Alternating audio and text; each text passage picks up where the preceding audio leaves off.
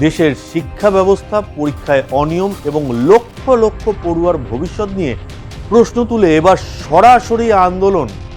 কেন্দ্রীয় শিক্ষামন্ত্রী ধর্মেন্দ্র প্রধানের পদত্যাগের দাবিতে আগামী 6 জুন দিল্লিতে শান্তিপূর্ণ বিক্ষোভ কর্মসূচির ডাক।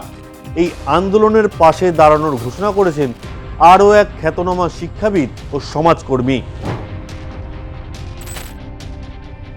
ককরোচ জনতা পার্টির প্রতিষ্ঠাতা অভিজিৎ দীপকে ভারতে আসছেন আগামী 6 জুন।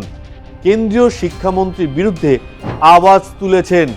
ধর্মেন্দ্র প্রধানের পদত্যাগের দাবিতে আগামী 6 জুন ভারতে আসবেন ককরোচ জনতা পার্টির প্রতিষ্ঠাতা অভিজিৎ দীপকে।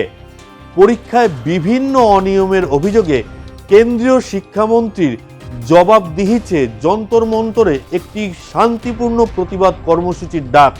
ইনস্টাগ্রামে প্রকাশিত একটি ভিডিওতে অভিজিৎ আগামী শনিবার সকালে তার সমর্থকদের দিল্লির বিমানবন্দরে উপস্থিত থাকার অনুরোধ জানান। সেখান থেকে তাঁরা যৌথভাবে পার্লামেন্ট স্ট্রিট থানায় গিয়ে যন্তর মন্তরে শান্তিপূর্ণ বিক্ষোভ প্রদর্শনের অনুমতি চাইবেন। পরীক্ষায় গোলযোগের কারণে ছাত্র সমাজ গভীর উদ্বেগের মধ্যে রয়েছে বলে তিনি ভিডিওতে উল্লেখ করেছেন। মার্কিন যুক্তরাষ্ট্র থেকে ভারতে ফিরছেন শুধুমাত্র শিক্ষা ব্যবস্থার বিভিন্ন ব্যর্থতার বিরুদ্ধে আওয়াজ তুলতে। শিক্ষামন্ত্রীর জবাবদিহি নিশ্চিত করার দাবিতে আন্দোলনে যোগ দেওয়ার বার্তা। এক ভিডিও বার্তায় অভিজিৎ দীপকে বলেন, নিট প্রশ্নপত্র ফাঁস, পরীক্ষার্থীদের আত্মহত্যা এবং লক্ষ লক্ষ ছাত্রছাত্রীর পরিশ্রম নষ্ট হওয়ার ঘটনায় শিক্ষামন্ত্রী ধর্মেন্দ্র প্রধানের পদত্যাগ করা উচিত।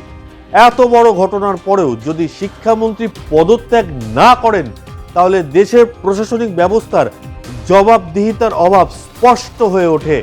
দীপকের দাবি, নিট, সিবিএসই, কুয়েট এবং এসএসসিজিডি সহ একাধিক পরীক্ষাকে ঘিরে বিতর্ক ও প্রশাসনিক ব্যর্থতার কারণে 1 কোটিরও বেশি শিক্ষার্থী ক্ষতিগ্রস্ত হয়েছেন। তিনি বলেন, নিটের 22 লক্ষ, সিবিএসইর 17 লক্ষ, কুয়েটের 16 লক্ষ এবং এসএসসিজিডির 40 লক্ষ শিক্ষার্থী, মোট 1 কোটিরও বেশি তরুণ তরুণীর ভবিষ্যৎ নিয়ে ছিনিমিনি খেলা হয়েছে।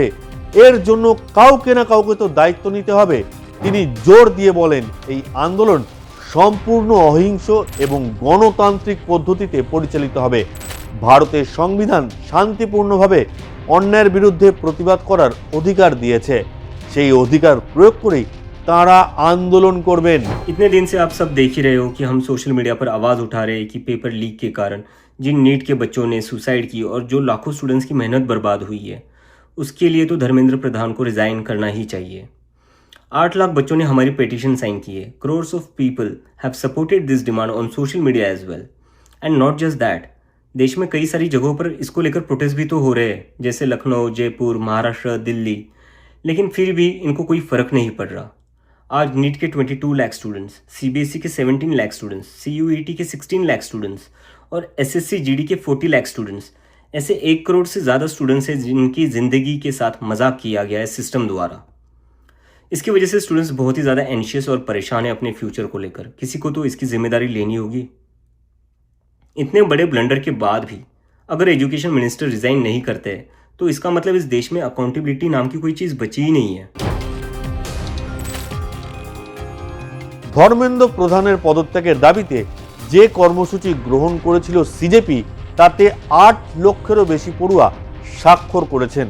অভিজিৎ জানান, দেশের অন্যত্র ইতিমধ্যেই প্রতিবাদ আন্দোলন শুরু হয়েছে। লখনৌ, জয়পুর, মহারাষ্ট্রে পথে নেমেছেন মানুষজন। তার এই সিদ্ধান্তে সমর্থন মিলেছে সোনাম ওয়াংচুকের। গত 4 দশক ধরে তিনি নিজেই দেশের শিক্ষা ব্যবস্থার উন্নতির জন্য কাজ করে যাচ্ছেন। সেখানে তিনি অভিজিৎ দীপকের কাজে উদ্বুদ্ধ হয়েছেন।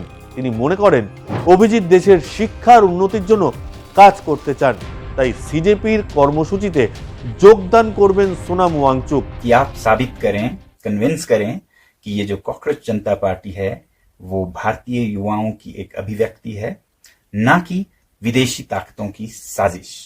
तो इसके बाद आप लोगों में से बहुतों ने कमेंट्स में इसके बारे में लिखा है और दीपके जी ने मुझसे राब्ता कायम की, मेरी उनसे बात हुई और उन्होंने ये डेटा मेरे साथ शेयर किया, जो अभी मैं आपके साथ बांट रहा हूं। और उनसे बात करके मुझे वैसे भी लगा कि इनका कोई गलत मंशा नहीं है, बहुत ही देश प्रेमी हैं, बल्कि एक कुर्बानी, एक सैक्रिफाइस कर रहे हैं देश को सुधारने के लिए। और आपने ये भी देखा होगा कि 6 तारीख को, शनिवार को, वो दिल्ली में लोगों को बुला रहे हैं ताकि हम शिक्षा मंत्री के इस्तीफे के बारे में मांग करें। अब उनका और आप लोगों का कारण तो नीट के पेपर्स या CUET और CBSE के इम्तिहान हो सकते हैं, मगर मेरे लिए ये और भी बड़ा मुद्दा है। আমেরিকার বস্টন ইউনিভার্সিটিতে পড়াশোনা করছিলেন অভিজিৎ। সেখান থেকেই ককরোচ জনতা পার্টি তথা সিজেপির সূচনা করেন। পরীক্ষায় অনিয়ম সংক্রান্ত মামলায় প্রধান বিচারপতি সূর্যকান্তের একটি মন্তব্যের প্রেক্ষিতেই সিজেপির সূচনা করেন অভিজিৎ। ডিজিটাল আন্দোলনকে ভার্চুয়াল জগৎ থেকে রাস্তায় নিয়ে আসার সিদ্ধান্ত এবার অভিজিতের। সোনাম ওয়াংচুকের পক্ষে রয়েছে বিপুল যুবশক্তির জনসমর্থন। সেই সোনাম এবার সিদ্ধান্ত নিলেন সিজেপির সঙ্গে 6 জুন কর্মসূচিতে যোগদান করবেন।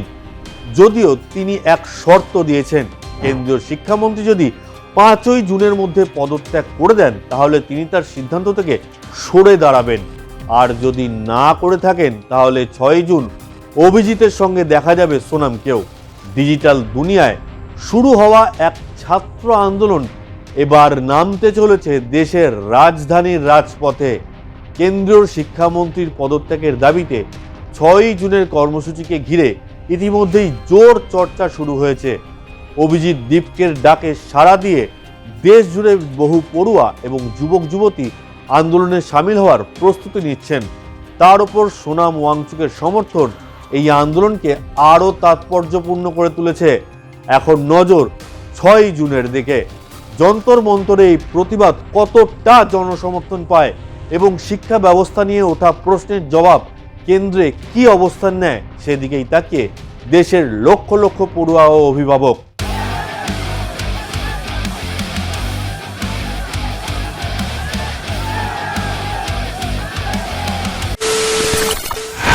খবরের নামে প্রতিদিন সন্ধে আপনার ড্রয়িং রুমে কি শুধুই চিৎকার চেঁচামেচি খেয়ে আসে? বিতর্কের নামে চলে গালাগালি আর কাদা ছোড়াছুড়ি। এবার সময় পরিবর্তনের, কারণ আমরা কান ফাটানো চিৎকারে বিশ্বাস করি না। আমরা বিশ্বাস করি খবরের সত্যতায়। আমরা কোনো পক্ষের হয়ে গলা ফাটাই না, আমরা সাধারণ মানুষের হয়ে প্রশ্ন তুলি। চিৎকার নয়, শুধু খবর হবে যেখানে বিতর্ক আছে কিন্তু কুৎসিত ঝগড়া নেই। সঠিক তথ্য, বিশ্বস্ত খবর। নজর রাখুন R+ নিউজে।